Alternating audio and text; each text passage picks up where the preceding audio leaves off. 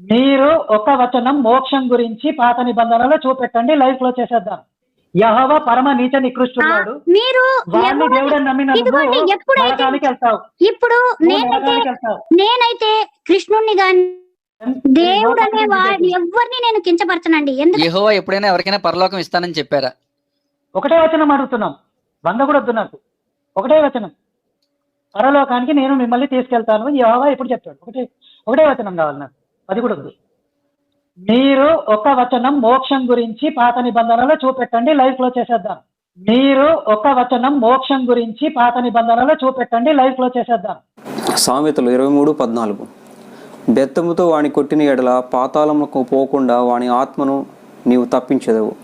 బెత్తంతో కొట్టిన ఎడల వాడు పాతాళంకు పోకుండా, అంటే తప్పు చేసిన వాళ్ళని దేవుడు శిక్షించడం వల్ల వాడు మారి తప్పును సరిదిద్దుకొని మంచిగా బ్రతకటం వల్ల వాడు పాతాళంలోకి పోకుండా, అంటే నరకంలోకి పోకుండా వాని ఆత్మను తప్పించదవు.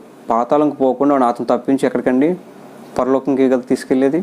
నరకంకి మరో పేరు పాతాళము.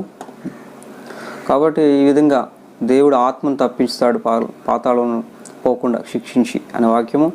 మరియు కీర్తనలు 9:17 దుష్టులను దేవుని మరచు జనులందరూ పాతాళంకు దిగిపోదురు, దేవుని మరిచినటువంటి వాళ్ళందరూ పాతాళానికే పోతారు. ఇక్కడ పాత నిబంధనలో ఉన్నటువంటి వాక్యాలు చూపిస్తుంది. క్రొత్త నిబంధనలు అనేకం ఉన్నాయి, పాత నిబంధనలోని వాక్యాలు కాబట్టి స్పష్టంగా మనకు కనపడుతుంది. సామెతలు 15:24 వాక్యం క్రిందనున్న పాతాళమును తప్పించుకొనవలని బుద్ధిమంతుడు పరమునకు పోవు జీవ మార్గున నడుచుకును. పాతాళను తప్పించుకోవాలని బుద్ధిమంతుడైన వాడు పరలోకానికి వెళ్ళే జీవ మార్గం నడుచుకోవాలని కోరుకుంటున్నాడంట అని ఈ వాక్యాన్ని స్పష్టంగా ఉంది. ఈ వాక్యం అర్థమవుతుంది. కానీ మీరు ఒక వచనం మోక్షం గురించి పాత నిబంధనలో చూపెట్టండి, లైఫ్ లో చేసేద్దాం. యెషయా 14:15 మేఘబండల మీద ఎక్కుదును, మహోన్నతితో నన్ను సమానిగా చేసుకుందును అని నీవు మనసులో అనుకుంటివి కదా. నీవు పాతాళమునకు నరకములో ఒక మూలకు త్రోయబడితివే. సాతాను గురించి రాసినటువంటి మాట. మేఘమండలంలో ఉన్నటువంటి పైన ఆకాశంలో ఉన్నటువంటి పరలోకంలో దేవునితో సమానుడిగా చేసుకోవాలనుకుంది సాతాను. అలా చేసుకున్న సాతానుని దేవుడు ఏం చేశాడంటే పాతాళము అంటే నరకము అనే మాట స్పష్టంగా రాస్తుంది. నరకములో ఒక మూలకు త్రోయబడితివే, నరకంలోకి త్రోయబడితివే. ఇక్కడ పాత నిబంధనలో ఉన్నటువంటి వాక్యాలు చూపిస్తుంది. క్రొత్త నిబంధనలు అనేకం ఉన్నాయి, పాత నిబంధనలోని వాక్యాలు కాబట్టి స్పష్టంగా మనకు కనపడుతుంది. సాతాను పరలోకం నుండి నరకానికి తోయబడిందని,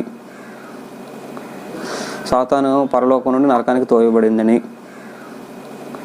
మీరు ఒక వచనం మోక్షం గురించి పాత నిబంధనలో చూపెట్టండి, లైఫ్ లో చేసేద్దాం.